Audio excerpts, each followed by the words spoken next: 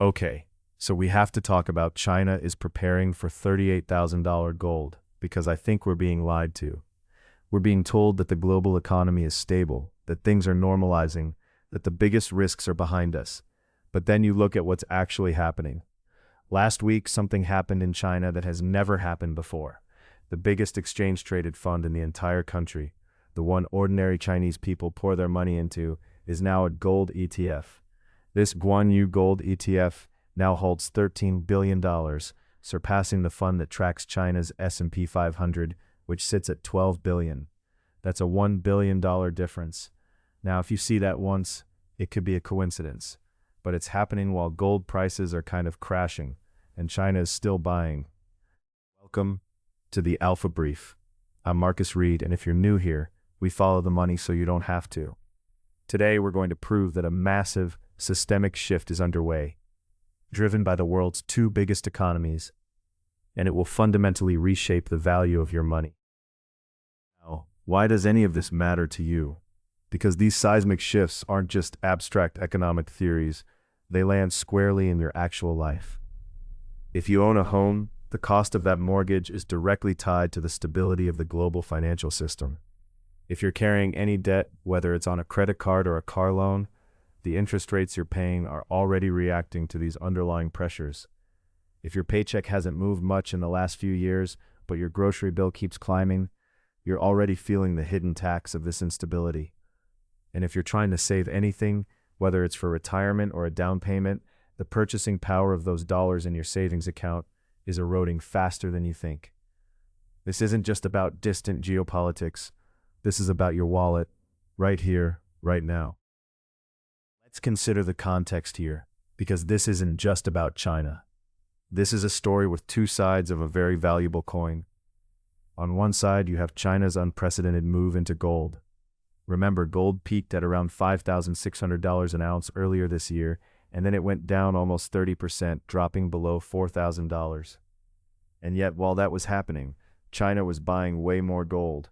And it's not just ordinary retail people from China, it's also the People's Bank of China. They just bought gold for the 20th month in a row, which is the longest streak going back to at least 2015. In June, they bought almost 15 tons of gold, which is also the biggest monthly buy since October 2023. China also imported roughly 700 tons of gold in just the first 5 months of this year, and over 14,000 tons combined since 2015. And it's not just the People's Bank of China, it's also the world's central banks that are buying gold as well. 41 tons net in May alone. There's also countries buying gold. Countries like Poland, Uzbekistan, Kazakhstan, everyone's buying gold. Now, here's where it gets even more interesting on the Chinese side. In a couple weeks, on July 24th, 4 of China's biggest banks are shutting down retail gold trading. Why would they do that? Well, the stated reason is that if you're an ordinary Chinese citizen and you want to buy gold, China wants to make sure you're buying the real thing and not just the paper representation of gold. But let's be real, right? This move tightens the reins, centralizes control. It makes you wonder what they're really preparing for. If this were just China, this would be a huge story, but there's a parallel move happening in the United States. 2 weeks ago, the Treasury Secretary of the United States, Scott Bessent, was in New York, and he published a Wall Street Journal op-ed. And that paper basically outlined what the U.S. is planning to do. And what it's planning to do is a return to an economic system named after Alexander Hamilton. The treasurer has even been to Fort Knox, and the report was that all gold is present and accounted for. The U.S. has the largest pile of gold in the world, over $1 trillion at current market value. Now, Scott Bessent's plan for the U.S. economy is what's referred to as Hamiltonian economics. And that paper, according to Luke Groman from FFTTT, explains every single chart we just talked about. Why China's buying, why central banks won't stop buying, and why some analysts calculate the math of the global economy only balances out when gold reaches $38,000 per ounce. So, what exactly is this Hamiltonian economics? It's basically an outline for how a country becomes the richest and most powerful country in the world.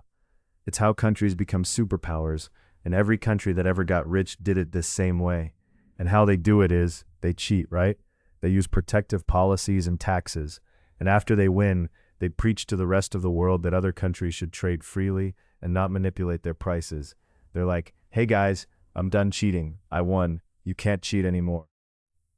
Here's how it actually works. We have to go back to December 5th, 1791. That's when Alexander Hamilton, America's first Treasury Secretary, the guy on the $10 bill, basically goes to Congress and he creates this plan, which is based on his report on manufacturers. Now that report set the standard for how the US would operate for the next 150 years. Here's some background. At the time, the US was essentially a startup country. It had about 4 million people, most of which were farmers, and it had virtually no factories. Almost everything that was manufactured, like tools and weapons, that was imported from the British Empire, the same empire that the US just fought a war to get away from. So Hamilton creates this plan and he says, a nation that cannot make the things it needs is not actually an independent nation. It doesn't matter what your constitution says. If your economy depends on your adversary, then you're just a colony still with extra steps. So his solution was a two-part plan. The first part of the plan was tariffs, or taxes on foreign goods. The second part were subsidies for American industry. The idea was to protect young American companies, which he called infant industries, until they got big enough and efficient enough to compete with anyone in the world. This became the U.S. operating system for about 150 years, and thanks to the U.S. using this master plan throughout all the 1800s, the U.S. was able to go from a country of farmers with no factories to a country that became the biggest industrial power in the world. In fact, Trump actually gave a speech about it earlier this year where he referenced a return to that system. As I said in my speech last week, instead of taxing our citizens to enrich foreign nations, we should be tariffing and taxing foreign nations to enrich our citizens. Does that make sense? Anyway, that's the system he's referring to here. This is part of that Hamiltonian economics, which is what makes countries rich and powerful. Now, inevitably though, this plan has always led to the destruction of every single empire in history, where another country rose up and took power. And here's how this is happening to the United States right now. So, here's how a country goes from being the global empire to another country taking over that status. The most recent example in history is of course the British Empire, which for them started in 1846. That's when Britain got rid of something called the Corn Laws, and it converted to the religion of preaching free trade to the world. They're like, guys, we won the game. Let's not cheat anymore, and let's sell stuff to each other at fair market prices. And all the other countries are like, yeah, well, you're saying that now after you cheated. Hamiltonian economics, right? High tariffs, subsidies, protective policies. So now you don't want anyone else to cheat. Okay, now by 1931, Britain stopped being the global empire. Why? That's because Britain slowly de-industrialized, meaning their factories closed, industry moved to other countries, and by 1931, the British Empire was done. The global leadership was transferred to the US, and it became the global superpower. That process took about 85 years, and it's why most people don't really notice this happening, but it's happening to the US right now. And for the US, it started in 1971. That's the year that the dollar came off the gold standard, which eventually led to factories leaving the US. Now, here's a question though. Why do factories have to leave? Like, why does this deindustrialization process have to happen? And it happens because of something called securitization. It's when a country creates a paper market for itself, which means for that country, more and more of its income starts to come from shuffling paper around instead of making real things. Now, all empires eventually financialize their economies by creating stock markets and financial products, but in doing so, that creates all the structural incentives for the beginning of the end of their empire. Because when you financialize, you're like, let's increase the value of our country. How do we do that? Forget about building things. That takes money and risk. It's expensive. I have a better idea. Let's buy our own stuff like our own stocks. That's what's known in the stock market as share buybacks. And also, let's increase our income. How do we do that? By lowering our costs. Let's use cheaper parts imported from somewhere else. And let's not give the job to the American worker because they're expensive. Give it to someone in another country that makes less. Boom. Factories leave. Stock prices go up. You become richer and richer on paper. And as you are doing it, you are stripping the nation of its ability to make stuff. And given a long enough period of time, like over 85 years of doing that, you become naked. You have no capacity to build things like weapons to defend yourself with. And if and when a conflict breaks out, where you're supposed to protect your own country's interests, we're left exposed because you can't. You're rich with your own made-up funny money, but you've got nothing real that's left of your economy. And the people who make your stuff for you, they're your adversary, and your enemy is not going to take your funny money to build bombs for you so you can police the world. Okay, but in giving up this industry, what does a country get in return? What we got is infinite choice to buy lots of different brands, and we can buy stuff for cheap, right? Here's how that looks like. Since the year 2000, the price of TVs went down 98%. The price of toys went down 74%. Software went down 73%. But everything that couldn't be shipped from China, that went the other way. That's why housing went up 111%. Childcare went up 159%. College tuition went up almost 200%. Hospital services went up 281%. Because that's the trade we made. America was sold off, and we hollowed out the economy from the inside. And the asset owners got richer on paper. Consumers got unlimited choices to buy cheap stuff. And in exchange, the sovereign or the nation itself gave up its industrial base and the kind of high-paying jobs that used to let one income buy a house. Right? That's what happens to an empire when it financializes its economy for almost 100 years. So now the US is looking around and we're like, wait, stop. How do we Command Z undo this? Like, how do we get our stuff back? Donald Trump has spoken about bringing back industry, saying things will come roaring back by putting tariffs on outside countries.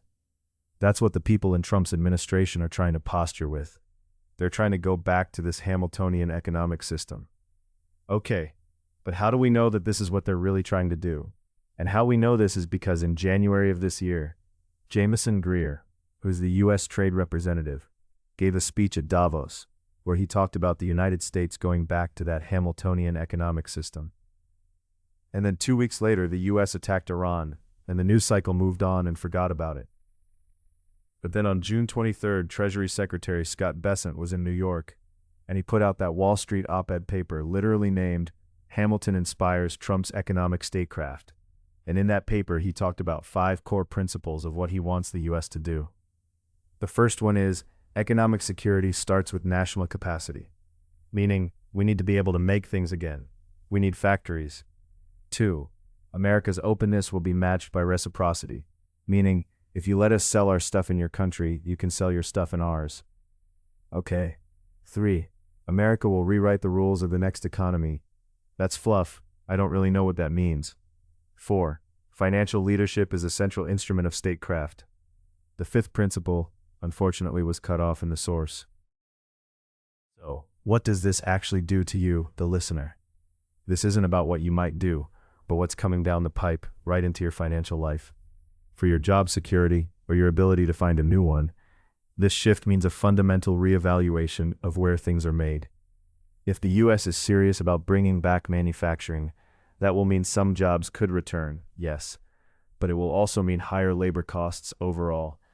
Companies will face tariffs on imported goods, making them more expensive to sell here, and they'll likely pass those costs directly onto you, the consumer.